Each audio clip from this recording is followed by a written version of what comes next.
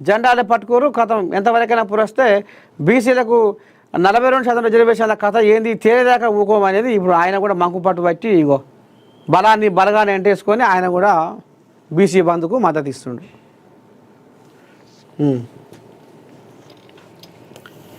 ఏం చేయాలనో ఏమో పోర్రా.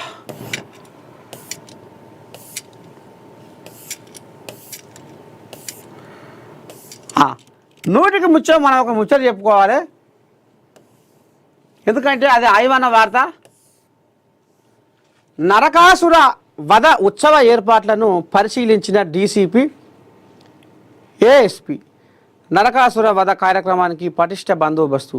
అయ్యా ఒక్క మాట, సరే నరకాసుర అంటే దీపావళి పండుగ వచ్చినట్టే, దీపాల కాంతులతోటి ఇక ఇల్లు ఆకాశంలో సుక్కల్లాగా మెరిసిపోతుంటాయి ఇక ఇండ్లు. ఇప్పుడు దీపావళి పండుగ గోలిగా మనం ఒక ముచ్చట మన ఏఎన్ఎన్ నుంచి చెప్పుకోవాలి. ఏందంటారు?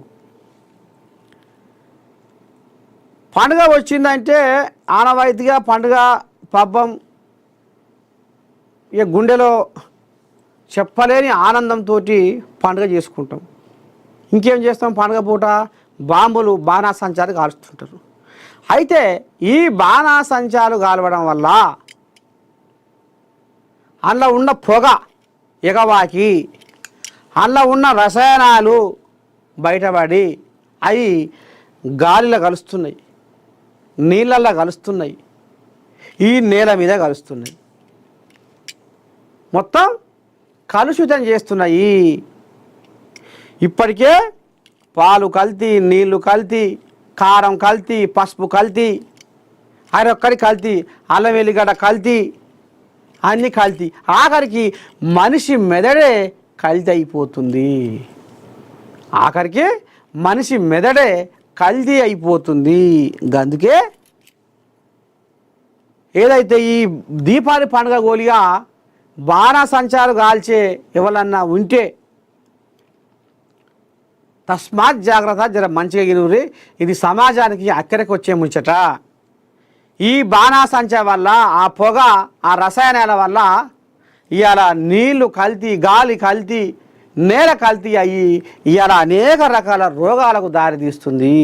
అదంతా పీల్చడం ద్వారా ఊపిరితిత్తుల్లో జమ అవుతుంది, తీరొక్క రోగాలకు కారణమవుతుంది.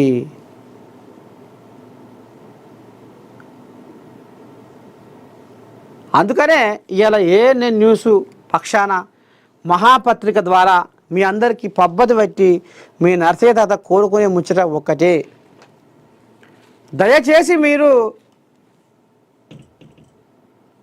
ఈ బాణాసంచా ద్వారా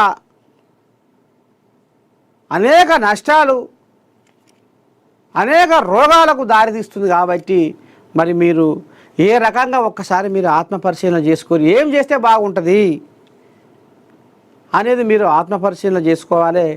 మరి ఇది ప్రభుత్వాలు, ప్రజలు, శాస్త్రవేత్తలు, మేధావులు అందరం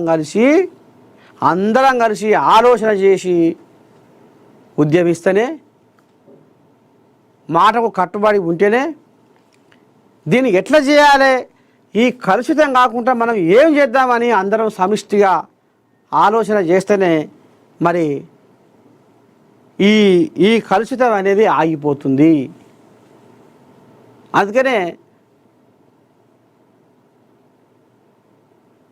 ఈ కాలుష్యాన్ని ఖచ్చితంగా నివారించడానికి కంకణబద్ధులై అందరూ తోడ్పాటును అందిస్తారని మనస్ఫూర్తిగా మీ ఏఎన్ఎన్ నర్సయ్య తాత కోరుకుంటా ఉండు. మరి మార్నింగ్ న్యూస్లో ఇక మరి ఇవాళ రామసక్కని ముచ్చట్లే పెట్టుకున్నాం. మొత్తానికి మార్నింగ్ న్యూస్ విత్ నర్సయ్య తాత కార్యక్రమానికి సెలవు తీసుకుంటున్నా. పొదువుకంగా 8:30కు ఎరికే కదా మీకు, తగ్గేదలే మీ నర్సయ్య తాతతో రప్ప రప్ప రప్ప యాది పెట్టుకొని చూడూరి. 8:30కు రాత్రి మళ్ళీ రేపు పొద్దుగా మళ్ళా కలుసుకుందాం. ఉంటా. శనార్థి. నమస్తే.